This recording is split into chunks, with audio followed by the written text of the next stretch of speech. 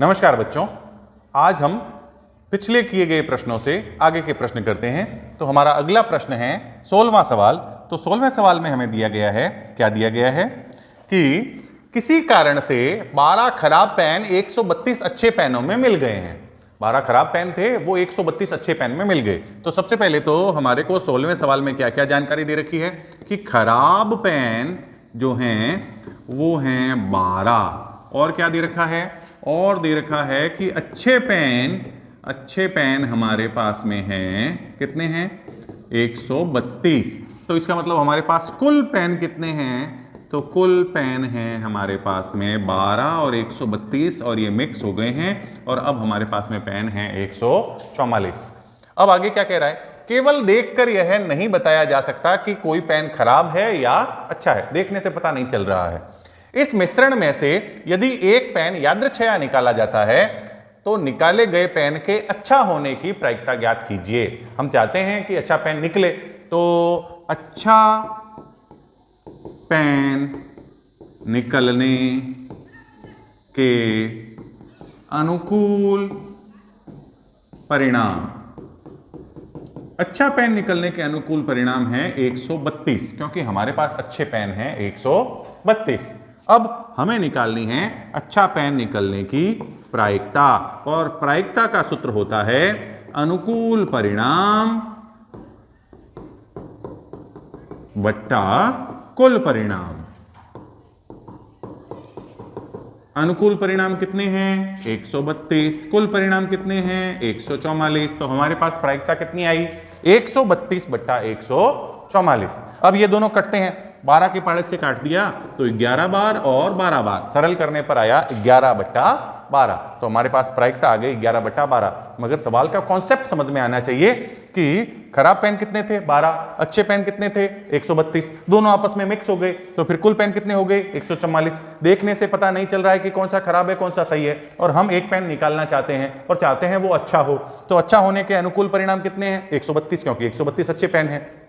प्रायिकता क्या होगी, तो प्रायिकता का सूत्र होता है अनुकूल परिणाम बट्टा कुल परिणाम। तो 132 बट्टा 144, सरल करेंगे तो क्या हो गया 11 बट्टा 12। इसी स्थिति में, इसी सवाल में जो है वो हमें और भी कुछ पूछा जा सकता था। अगर हमें खराब के बारे में पूछता तो यहां हम खराब पेन निकलने के अनुकूल परिणाम ऐसा निकालते।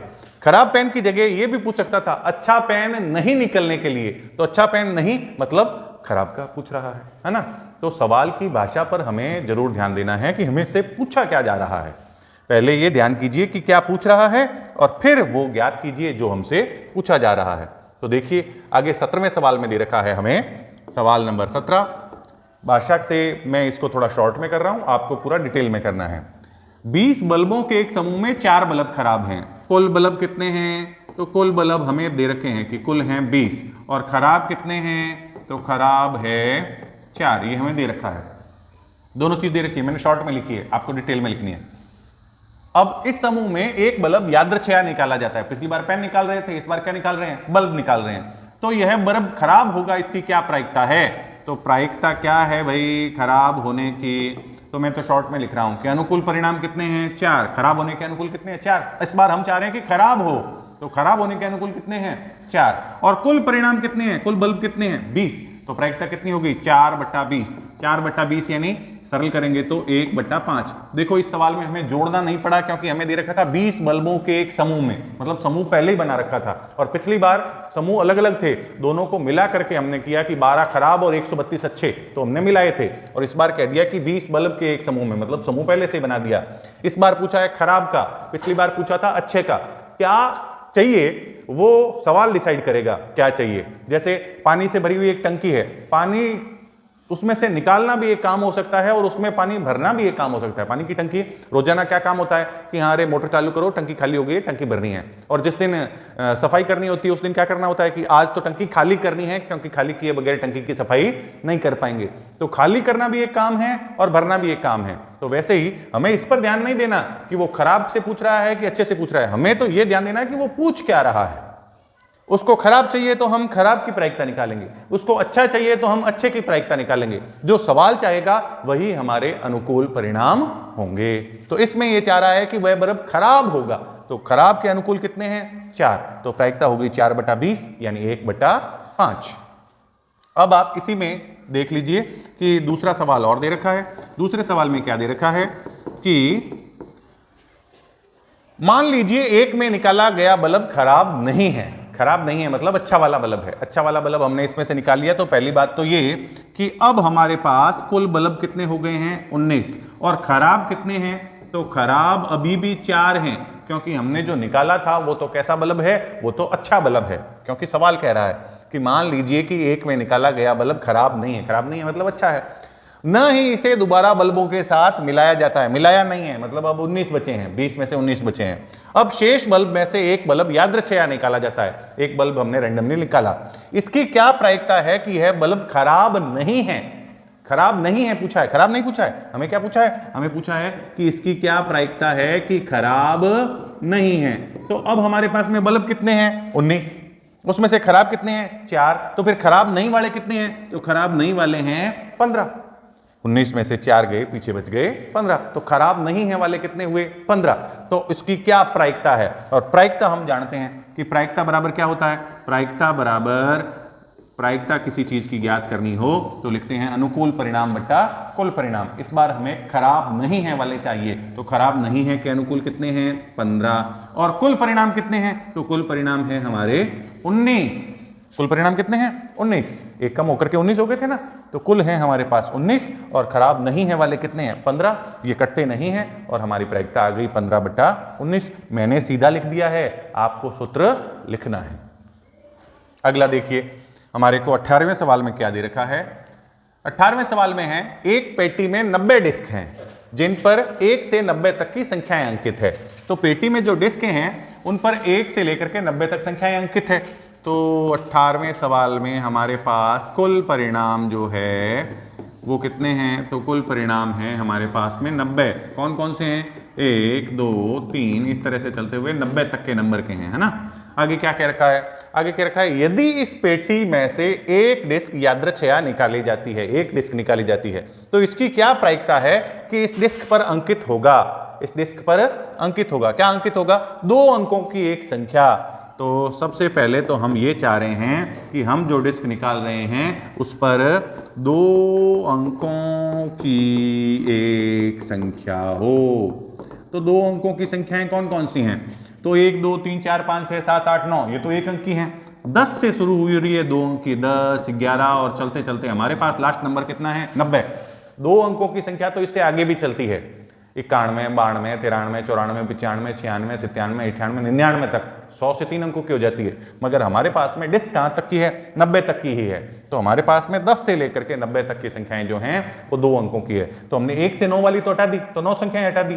तो हमने 90 में से 9 संख्याएं हटा दी, पीछे हमारे पास में बच गई 81 संख्याएं ऐसी जो कितने अंकों की हैं, जो 2 अंकों की है। तो फिर प्रायिकता कितनी होगी, तो फिर प्रायिकता हो गई हमारे पास, प्रायिकता बराबर अनुकूल परिणाम बट्टा कुल परिणाम। तो अनुकूल परिणाम कितने हैं, तो अनुकूल परिणाम होंगे हमारे पास में 81 और कुल परिणाम कितने हैं, कुल परिणाम है हमारे पास में 90। 9 के पाड़े से कटते हैं 9 बार और 10 बार। तो हमारे पास 2 अंकों की एक संख्या प्राप्त होने की प्रायिकता हो गई 9 बटा 10। अब हमसे 2 चीजें और पूछी है। तो सबसे पहले है एक पूर्ण वर्ग संख्या। तो हमें यह पता होना चाहिए कि पूर्ण वर्ग संख्याएं कौन कौन सी हैं। तो पूर्ण वर्ग संख्या, पूर्ण वर्ग संख्या बराबर हुई जिनका पूरा पूरा वर्गमूल निकलता है। ऐसी संख्याएं हुई 1 4, 2 का वर्ग 4, 3 का वर्ग 9, 4 का वर्ग 16, 5 का वर्ग 25, 6 का वर्ग 36, 7 का वर्ग 49, 8 का वर्ग 64, 9 का वर्ग 81 और 10 का वर्ग 100। 100 तो हो गई ज्यादा, तो हमारे पास में संख्याएं कौन सी हुई 1 से लेकर 81 तक की। तो संख्याएं कितनी हो गई, ये 9। तो फिर हमारे पास प्रायिकता कितनी आई, तो अब की बार मैं प्रायिकता का सूत्र नहीं लिख रहा। प्रायिकता बराबर अनुकूल स्थितियां बट्टा कुल स्थितियां। अनुकूल स्थितियां कितनी है 9 और कुल स्थितियां कितनी है 90। तो प्रायिकता हो गई 9 बट्टा 90 यानी 1 बटा 10। 1 बटा 10 में हमारा प्रायिकता आ गई, ये 9 के पाड़े से कट गए। और इसमें तीसरी स्थिति है कि 9 से विभाज्य एक संख्या, 9 से विभाज्य एक संख्या हमें निकालनी है। तो देखिए, सॉरी 9 से नहीं, 5 से विभाज्य एक संख्या। तो 5 से विभाज्य एक संख्या, तो 5 के पाड़े में कौन कौन सी आती है? तो 5 के पाड़े में 5 आती है, 10 आती है, 15 आती है और इस तरह से चलते चलते 90 तक की, 90 खुद भी आती है, 90 आती है। और ये संख्याएं कितनी हो जाएगी? ये संख्याएं आप गिनोगे तो ये संख्याएं होती है 18। कितनी संख्याएं होती है? 18 संख्याएं होती है जो 5 के पाड़े में आती है। तो 5 के पाड़े वाली संख्याओं में इनका भाग जाएगा, तो 18 संख्याएं हैं। तो हमारी प्रायिकता कितनी होगी? तो प्रायिकता होगी, अनुकूल स्थितियां हैं 18 बट्टा कुल स्थितियां कितनी हैं? 90। तो प्रायिकता होगी 18 बट्टा 90, जो कि 18 के पाड़े से कटती है। 18 एकम 18, 18 पंजे 90। आप इसे टुकड़ों में भी काट सकते हैं, फिर भी प्रायिकता कितनी आएगी? 1 बट्टा 5। और हमारा सवाल खत्म। ठीक, समझ में आया? आपको ये सवाल जो है वो डिटेल में पूरी विस्तार से लिखना है, यानी सूत्र भी लिखना है, भाषा का भी पूरा ध्यान रखना है। अनुकूल स्थितियां, 5 से विभाज्य एक संख्या के अनुकूल स्थितियां, ऐसा लिखना है ताकि ये पता चले कि ये अनुकूल स्थितियां निकली है, ऐसा लिखना है। और ये विवरण भी लिखना है ताकि आपको भी ध्यान में रहे और परीक्षक को भी ध्यान में रहे कि आपको ये ध्यान में था। ठीक है, तो अब हम अगला सवाल देखते हैं और अगला सवाल है हमारा 19वां सवाल। तो देखिए 19वें सवाल में दे रखा है, एक बच्चे के पास ऐसा पासा है जिसके फलकों पर निम्नलिखित अक्षर अंकित है। ऐसे अक्षर अंकित है, ऐसा पासा है। पासे में कितने साइड होते हैं? 6, और इनकी 6 साइड्स पर ये अंकित है। तो ये कुछ अलग सा पासा है उसके पास अपना बनाया हुआ। कौन कौन से अक्षर हैं? ए है, बी है, सी है, डी है, ई है और ए है। मतलब ए कितनी बार है? 2 बार है। तो हमारे को 19वें सवाल में एक गजब का सा पासा दे रखा है और जिसमें कुल परिणाम कितने हैं? तो कुल परिणाम हैं 6। कौन कौन से परिणाम हैं? ए है, बी है, सी है, डी है, ई है और ए है। अब वो हमसे क्या कह रहा है? इस पासे को एक बार फेंका जाता है। इसकी क्या प्रायिकता है कि ए प्राप्त हो? सबसे पहले तो हमें ये निकालना है कि ए प्राप्त होने, तो ए के प्राप्त होने के अनुकूल परिणाम, अनुकूल कितने हैं? तो ए के प्राप्त होने के अनुकूल परिणाम है 2, क्योंकि ए कितनी जगह लिखा हुआ है? ए 2 जगह लिखा हुआ है ना। तो फिर प्रायिकता कितनी होगी? तो प्रायिकता का तो हम सूत्र जानते हैं कि अनुकूल परिणाम बट्टा कुल परिणाम। तो अनुकूल परिणाम कितने हुए? तो अनुकूल परिणाम हैं 2 और कुल परिणाम कितने हैं? 6। तो प्रायिकता होगी 2 बट्टा 6। यह भिन्न सरल होती है तो लिख देंगे 1 बट्टा 3। 2 के पाड़े से कट गए। कितना सरल सा सवाल था। अब पूछ रहा है डी प्राप्त हो, तो डी कितनी जगह लिखा हुआ है? 1। तो डी के अनुकूल परिणाम कितना? 1। तो फिर प्रायिकता कितनी होगी? 1 बट्टा 6। कितना सरल सवाल है। करूं मैं? करने की आवश्यकता नहीं है ना। तो फिर हम अगला सवाल देखते हैं 20वां। देखिए 20वें सवाल पर लगाया हुआ है स्टार। स्टार मतलब ये परीक्षा की दृष्टि से नहीं है और इसे करने की आवश्यकता नहीं है, तो हम इसको नहीं करेंगे अभी अपने अभ्यास में। यह परीक्षा की दृष्टि से नहीं है, तो इसलिए हम 20वां सवाल नहीं कर रहे। अब हम देखते हैं हमारा 21वां सवाल। देखो 21वें सवाल में क्या कह रहा है? 21वें सवाल में कह रहा है कि 144 बॉल पेनों के एक समूह में 20 पेन खराब है। ये खराब और अच्छे वाले सवाल तो हमने कर लिए ना, तो चलो इसको मौखिक करने की कोशिश करते हैं 21वां सवाल को। तो सबसे पहले तो 40 बॉल पेन के समूह में 20 पेन जो है वो खराब हैं, शेष अच्छे हैं। तो कुल तो हो गए अपने पास 144, और जिसमें से खराब कितने हैं? खराब हैं 20। तो अच्छे कितने हैं? तो अच्छे बच गए अपने पास 144 में से 20 घटा दिए, पीछे बच गए 124। 124 अच्छे हैं। अब क्या कह रहा है? आप वही पेन खरीदना चाहेंगे जो अच्छा हो। अब आप पर छोड़ दिया है, और आप कैसा पेन खरीदना चाहेंगे? जो अच्छा हो। परंतु खराब पेन आप खरीदना नहीं चाहेंगे, मतलब आप खराब पेन नहीं खरीदना चाहेंगे, स्वाभाविक सी बात है। दुकानदार इन पेनों में से यादृच्छया एक पेन निकालकर आपको देता है, एक पेन निकाल करके दे रहा है। इसकी क्या प्रायिकता है कि आप वह पेन खरीदेंगे? अब आप वह पेन कब खरीदेंगे? तो जो अगर पेन अच्छा हुआ तो आप खरीदेंगे। तो फिर आप पेन खरीदेंगे, यह किससे जुड़ा हुआ है? तो आप पेन खरीदेंगे, सॉरी मात्रा की गड़बड़ है, खरीदेंगे। खरीदेंगे कब खरीदेंगे? जब वो पेन कैसा हो? जब वो पेन अच्छा हो। तो अच्छा पेन होने की स्थितियां कितनी हैं? 124। तो फिर प्रायिकता कितनी आएगी?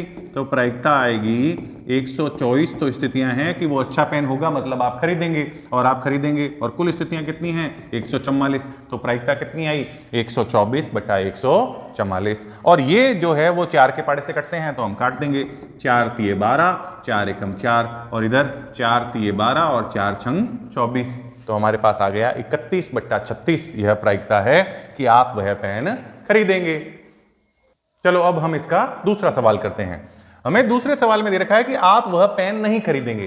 तो जैसे खरीदने की स्थिति थी कि अच्छा है तब खरीदेंगे, वैसे ही नहीं खरीदने की स्थिति क्या है? तो नहीं खरीदने की स्थिति है कि अगर वो खराब होगा तो आप नहीं खरीदेंगे। तो फिर प्रायिकता क्या होगी? तो खराब की स्थिति है 20 की, 20 पेन खराब है और कुल कितने हैं? 144। तो खराब होने की स्थिति है 20 और कुल पेन है 144। तो फिर आपके नहीं खरीदने की प्रायिकता कितनी होगी? 20/144। और 20/144 कटते हैं 4 के पाड़े से, तो आपके पास में उत्तर आ जाएगा 5/36। मैंने किया नहीं है, शॉर्ट में खत्म कर दिया है। क्यों? क्योंकि इसको आप कर सकते हैं। आप नहीं खरीदेंगे, कब नहीं खरीदेंगे? जब वो पेन क्या होगा? जब वो पेन खराब होगा। और खराब पेन कितने हैं? 20। तो नहीं खरीदने की अनुकूल स्थितियां कितनी हुई? 20 और कुल स्थितियां कितनी? 144। तो प्रायिकता कितनी हुई? 20/144, जिसको सरल करेंगे तो आएगा 5/6। अब हम अगला सवाल देखते हैं। देखिए 22वां सवाल बड़ा ही अच्छा सवाल है, जिसमें दे रखा है उदाहरण 13 को देखिए और सारणी पूरी कीजिए। उदाहरण 13 क्या कहता है? उदाहरण 13 कहता है कि हम पासा उछाल रहे हैं। क्या उछाल रहे हैं?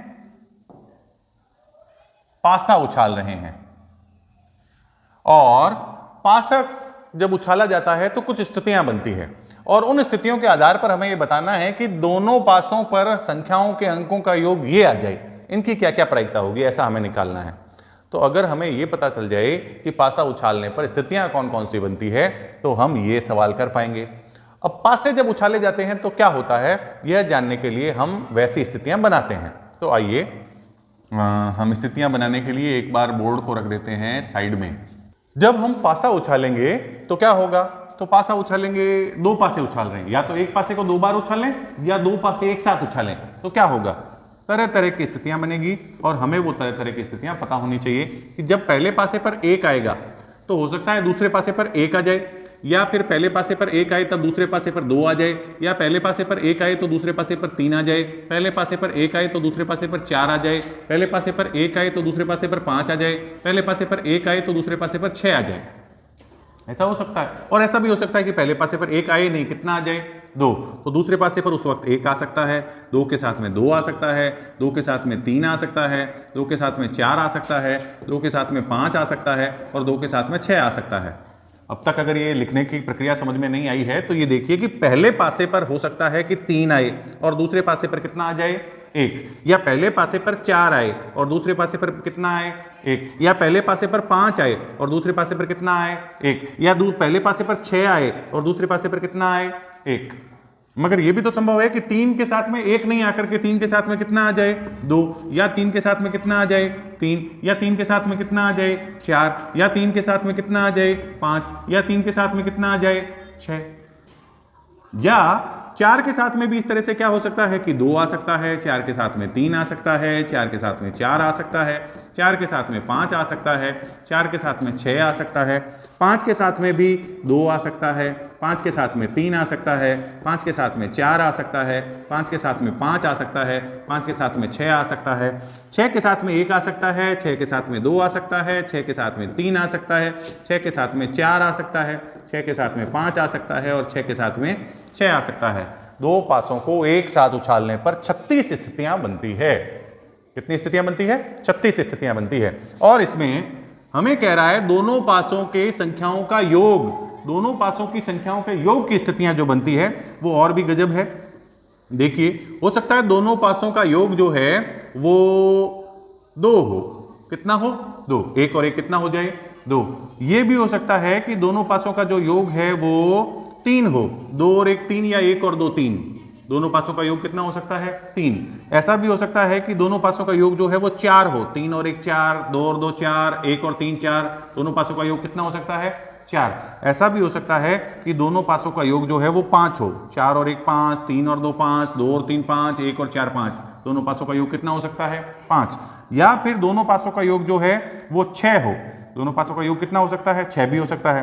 5 और 1 6, 4 और 2 6, 3 और 3 6, 2 और 4 6, 1 और 5 6। और ऐसा भी हो सकता है कि दोनों पासों का योग जो है वो 7 हो, यानी 6 और 1 7, 5 और 2 7, 4 और 3 7, 3 और 4 7, 2 और 5 7 और 1 और 6 7। उनका योग 7 भी हो सकता है। ऐसा हो सकता है कि दोनों का योग जो है वो 8 हो।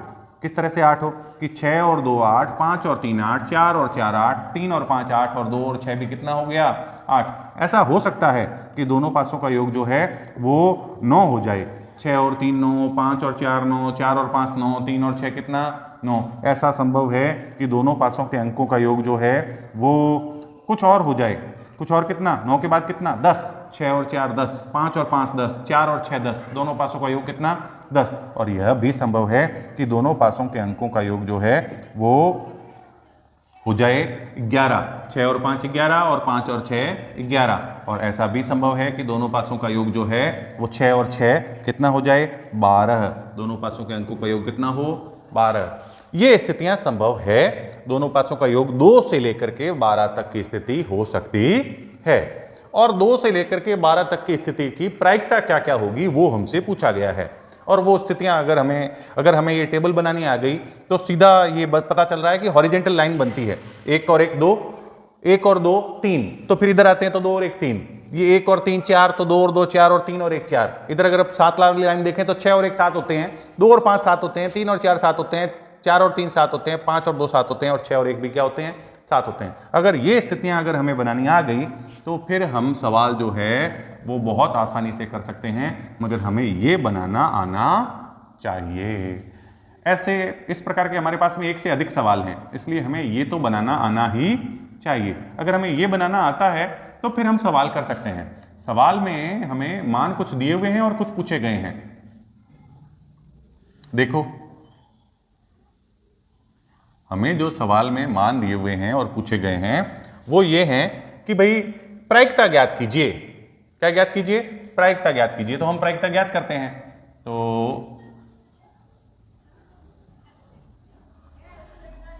देखिए, हमारा लिखा हुआ कुछ भी ढके नहीं, तो हम अभी प्रायिकता ज्ञात कर देंगे।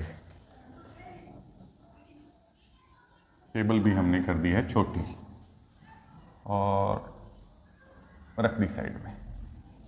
चलिए अब हम अपने मान लिखते हैं।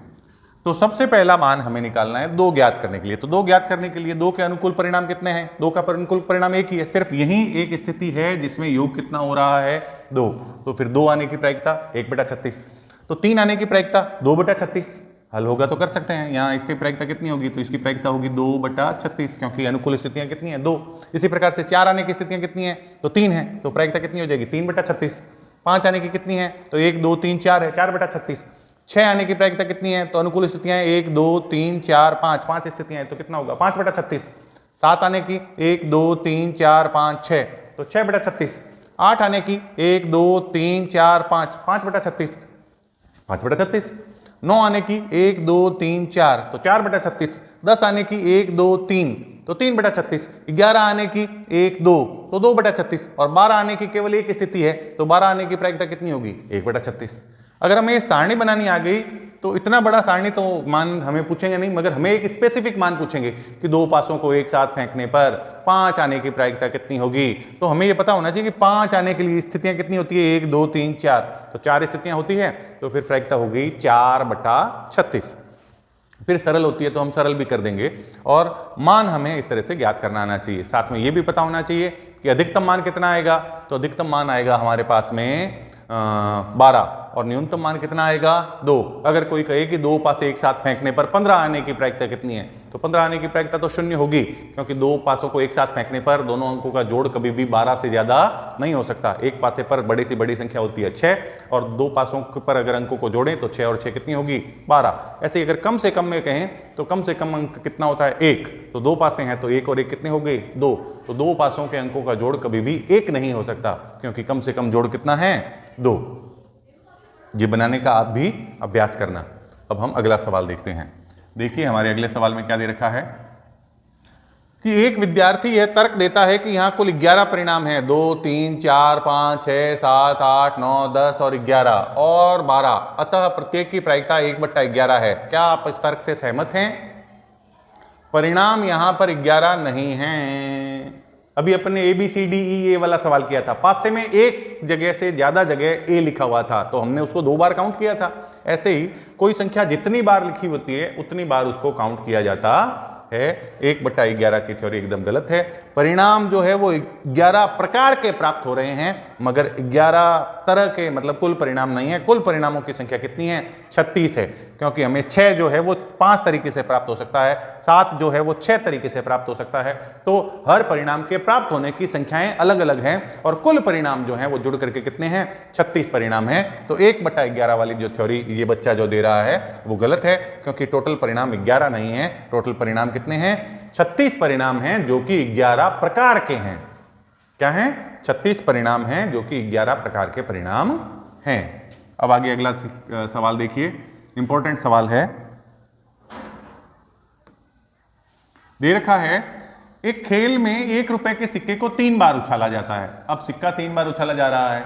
इंपॉर्टेंट सवाल है, एक सिक्के को जब हम 1 बार उछालते हैं तो 2 परिणाम प्राप्त होते हैं, हेड और टेल। अब अगर अपन 2 सिक्के अगर उछालेंगे तो दूसरे में भी है हेड और टेल, तो दोनों के कॉम्बिनेशंस क्या बनेंगे? तो कॉम्बिनेशन बनेंगे, हेड का हेड के साथ कॉम्बिनेशन बना हेड हेड, और हेड का टेल के साथ कॉम्बिनेशन बना हेड टेल। इसी तरह से टेल का हेड के साथ कॉम्बिनेशन बना तो हो गया टेल हेड, और टेल का टेल के साथ कॉम्बिनेशन बना तो हो गया टेल टेल। तो कॉम्बिनेशन कितने बन गए? 4। इसका 2 के साथ और इसका भी 2 के साथ, तो कितने हो गए? 4। अब हम कह रहे हैं एक सिक्का और है, तो एक सिक्का और है तो एक सिक्का और ला दो, उसमें भी क्या है? हेड है और टेल है। 3 सिक्के हैं, ये पहला सिक्का, ये दूसरा सिक्का और ये तीसरा सिक्का। अब इसमें भी ये हेड के साथ हो सकता है, ये भी हेड के साथ हो सकता है, ये भी हेड के साथ हो सकता है, ये भी हेड के साथ हो सकता है। तो परिणाम क्या है? Head head head, head head head, tail head tail, head tail head, फिर tail head head, tail head head, और फिर लास्ट है tail tail head, tail tail head. देखो मैंने ये लिखे और उन सब के पीछे क्या लगा दिया? हेड लगा दिया। Head head head, head tail head, tail head head, tail tail head, इन सब के पीछे हेड लगा दिया। और इसी प्रकार से ये सारे के सारे दूसरे वाले के साथ में भी जुड़ेंगे, यानी इसके साथ में भी जुड़ेंगे। वो भी तो प्राप्त हो सकता है कि हेड ही थोड़ी है, इसमें टेल भी आ सकते हैं। तो कलर मुझे लगता है कोई और लेना पड़ेगा, मैं येलो ले लेता हूं। तो हेड हेड के साथ में टेल, तो हमारे पास स्थिति हो जाएगी हेड हेड टेल, और हेड टेल के साथ में टेल मतलब हेड टेल टेल, फिर टेल हेड के साथ में टेल तो टेल हेड टेल, और चौथी स्थिति टेल टेल के साथ में टेल तो टेल टेल टेल। तो टोटल स्थितियां हमारे पास में हो गई 8। कितनी स्थितियां हो गई? 8। अब उन 8 स्थितियों को लिखने के अलग अलग तरीके हैं, और आप उनमें चाहे जिस तरह से लिख सकते हैं। भाई 8 स्थितियां बन रही है। 8 स्थितियां क्यों बन रही है? क्योंकि पहले में थे 2 स्थितियां, दूसरे में 2 स्थितियां, और तीसरे में 2 स्थितियां, और स्थितियां हमेशा गुणज में होती है। 2 दूनी 4, दूनी 8 बराबर कितनी हो गई? 8 हो गई। अभी हमने पासों में देखा था, एक पासे पर स्थिति कितनी? 6, तो 2 पासों पर स्थिति कितनी हुई? तो 6 + 6 12 नहीं हुआ, 6 छंग कितने हुई? 36 स्थितियां थी। 2 पासों में कुल स्थितियां कितनी थी? 36। 2 काम एक साथ होते हैं तो दोनों के कुल परिणामों की संख्या गुणनफल के बराबर हमारे पास में हमारे कुल परिणाम आगे के आ जाते हैं। तो इस प्रकार से हम इसको करेंगे। अब वो क्या कह रहा है कि सवाल में हमें कहा गया है कि तीनों परिणाम समान होने पर खेल क्या खेला जा रहा है? एक सिक्के को 3 बार उछाला जा रहा है, और अगर तीनों परिणाम समान यानी तीनों के तीनों चित्त हों या तीनों के तीनों पट हों। चित्त कहते हैं हेड को और पट कहते हैं टेल को। तो तीनों के तीनों चित्त हो या तीनों के तीनों पट हो तो हनीफ खेल में जीत जाएगा, नहीं तो हनीफ खेल में हार जाएगा। तो तीनों के तीनों चित्त और तीनों के तीनों पट, ऐसा हो कब रहा है? अभी अभी हमने लिखे थे। तो एक जगह आया था हेड हेड हेड, और एक जगह आया था टेल टेल टेल। तो हनीफ के जीतने की स्थितियां तो कितनी थी? 2। कुल स्थितियां कितनी हैं? 8। और वो हमसे पूछ क्या रहा है? पूछ रहा है हनीफ के खेल में हार जाने की प्रायिकता कितनी है? तो 2 स्थितियों में जीतता है, इसका मतलब 6 स्थितियों में क्या करता है? हार जाता है। हनीफ की स्थितियां अनुकूल स्थितियां हैं 2, मगर हारने के अनुकूल स्थितियां कितनी हैं? 6। जीतने के अनुकूल स्थितियां कितनी हैं? 2, और हारने के अनुकूल स्थितियां कितनी हैं? 6। तो फिर हारने की प्रायिकता कितनी होगी? तो हारने की प्रायिकता होगी प्रायिकता बराबर 6 कुल स्थितियां कितनी हैं? 8। हनीफ हारता है 6 स्थितियों में, और कुल परिणाम कितने हैं? 8। तो हनीफ के हारने की प्रायिकता हुई 6/8, कटेंगे तो हो जाएंगे 3/4। 2 के पाड़े से कट गए, 3/4 आ गए। तो इस सवाल में हमें सबसे पहले स्थितियां बनानी आनी चाहिए और स्थितियों का पता लगते ही हमें यह भी ध्यान में होना चाहिए कि कुल स्थितियां 6 नहीं, कुल स्थितियां कितनी बनेगी? कुल स्थितियां 8 बनेगी। कितनी स्थितियां बनेगी? 8। और कौन कौन सी स्थितियां बनेगी? वो स्थितियां होगी ये, जिनको अगर मैं बोलूंगा head head head head tail head tail head head tail tail head head head tail tail head tail tail tail head tail tail tail tail, तो तुम्हें लगेगा क्या tail head tail head head head tail कर रहे हैं, मगर आप अगर इनको खुद बनाने बैठेंगे ना तो ये आराम से बन जाएगी। हर एक कॉम्बिनेशन में हर एक के पीछे एक एक लगाते गए। हेड के पीछे हेड लगाया, हेड के पीछे टेल लगाया, फिर टेल के पीछे हेड लगाया, टेल के पीछे टेल लगाया, तो हमारे पास 4 स्थितियां बन गई। फिर इन चारों के पीछे हेड लगाया, फिर इन चारों के पीछे टेल लगाया, तो ऐसा करते ही हमारे पास 8 स्थितियां बन गई। इन 8 स्थितियों में यहाँ हेड हेड हेड था और यहाँ टेल टेल टेल था। इन दोनों स्थितियों में क्या था? तीनों के तीनों मान एक जैसे थे, बाकी 6 में मान जो है वो एक जैसे नहीं थे, इसलिए 2 स्थितियां हनीफ के जीतने की थी, 6 स्थितियां हनीफ के हारने की थी और हमें हारने की प्रायिकता ज्ञात करनी थी, जो कि हो गई 6/8। 6/8 यानी 3/4। सरल करने पर आ गया। अब अगला सवाल देखिए, एक पासे को 2 बार फेंका जाता है। अभी अभी हमने थोड़ी देर पहले पासा फेंका था, एक पासे को जो है वो 2 बार फेंका था। देखो ये फेंका था हमने। एक पासे को 2 बार फेंको, चाहे 2 पासे एक साथ फेंको, स्थितियां यही बनती है। तो ये स्थितियां तो हमने बना रखी है, तो हमारे इस सवाल में काम आ जाएगी। मुझे दोबारा नहीं बनानी पड़ेगी, तुम्हें तो बनानी पड़ेगी। तो एक पासे को 2 बार फेंका जाता है, इसकी क्या प्रायिकता है कि 5 किसी भी बार में नहीं आए। किसी भी बार में क्या नहीं आए? 5। और 5 कम से कम एक बार आए। मतलब इस सवाल में इस बात से कोई मतलब नहीं रखा है कि जोड़ कितनी है, यानी इस जोड़ का कोई लेना देना नहीं है। इस जोड़ का इस सवाल में कोई लेना देना नहीं है। किस सवाल में? ये जो अलग सा सवाल पूछा है, कौन सा? 24वां। तो 24वें सवाल में अगर मेरे पास जोड़ का कोई लेना देना नहीं है तो मैंने जोड़ हटा दिया। किससे लेना देना है? 5 किसी भी बार में नहीं आए। तो ऐसे कितनी बार है जिसमें 5 आया हुआ है, तो हम पता लगा लेंगे कि कितनी बार 5 नहीं आया हुआ है। तो हाईलाइट जैसा कलर लेता हूं मैं, ऐसा कौन सा ऑफ कलर ले लेता हूं, चलो मैं ये ले लेता हूं, ठीक है। तो आप देखेंगे कि इस लाइन में 5 आया हुआ है, इस लाइन में 5 आया हुआ है और इस खड़ी लाइन में भी 5 आया हुआ है ना। एक तो इस लाइन में आया हुआ है, एक इस लाइन में आया हुआ है। तो 5 कुल कितनी बार जो है इस स्थितियां हैं ऐसी जिनमें 5 आया हुआ है? तो 1 2 3 4 5 6 स्थितियां तो ये है जिनमें 5 आया हुआ है। और 1 2 3 4 5 स्थितियां ये है जिनमें आया हुआ है। अब आप कहोगे 6 है ना सर, 6 स्थितियां हैं, मगर ये तो हमने खड़े में गिन लिया, 2 बार थोड़ी गिनेंगे इसी घर को। तो 5 बार ये और 6 बार ये, तो कुल कितनी स्थितियां हैं जिनमें 5 आया हुआ है? तो 5 आया कितनी बार? 11 स्थितियों में 5 आया। और 11 स्थितियों में 5 आया है मतलब 5 नहीं आया। तो 5 नहीं आया में कितना है? 5 नहीं आया। कुल स्थितियां थी 36, कुल तो 36 थी, तो 36 में से 11 में 5 नहीं आया, मतलब 25 में 25 ऐसी स्थितियां जिनमें 5 नहीं आया। क्योंकि कुल कितनी थी? कुल तो 36 हैं, कुल तो 2 बार पासा फेंका है, तो 36 स्थितियां हैं, उसमें से 5 आया है 11 स्थितियों में, तो 25 ऐसी स्थितियां हैं जिनमें 5 नहीं आया। ऐसा मार्क करने के बाद में आप 25 स्थितियां गिन भी सकते हैं। 1 2 3 4 5 6 7 8 9 10 11 12 13 14 15 16 17 18 19 20 21 22 23 24 25। तो 25 स्थितियां ऐसी है जिनमें 5 नहीं आया। तो फिर 5 एक बार भी नहीं आए, इसकी क्या प्रायिकता है? तो 5 एक बार भी नहीं आए, इसकी प्रायिकता है 5 नहीं आने की स्थितियां हैं 25 और बट्टे में कुल स्थितियां हैं 36। तो शॉर्ट में मैंने कर दिया 25/36। शॉर्ट में मतलब फॉर्मूला नहीं लिखा, भाषा नहीं लिखी, तुम्हें तो लिखनी है। आगे इसका दूसरा हिस्सा दे रखा है, क्या दे रखा है? 5 कम से कम एक बार आए। अभी अभी हमने निकाला था 5 कम से कम एक बार आए, ये निकाला था। और उसमें 5 कितनी बार आ रहा था? उसमें 5 आ रहा था 11 बार। तो फिर प्रायिकता कितनी हो जाएगी? तो 5 कम से कम एक बार आएगा। ऐसी स्थितियां कितनी हैं? 11। तो 5 आने के अनुकूल परिणाम कितने हुए? अनुकूल परिणाम हुए हमारे पास में 11 और कुल परिणाम बराबर कितने हुए? कुल परिणाम हुए हमारे पास में 36। तो प्रायिकता बराबर अनुकूल परिणाम बट्टा कुल परिणाम बराबर 11/36।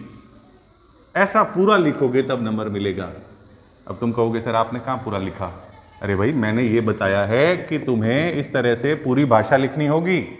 यहाँ पूरी भाषा आएगी, फिर मान आएगा, फिर यहाँ 5 आने के अनुकूल परिणाम लिखने होंगे हमें, फिर 11 लिखने पड़ेंगे दोबारा से, फिर कुल परिणाम लिखने पड़ेंगे। कुल परिणाम कितने हैं? 36।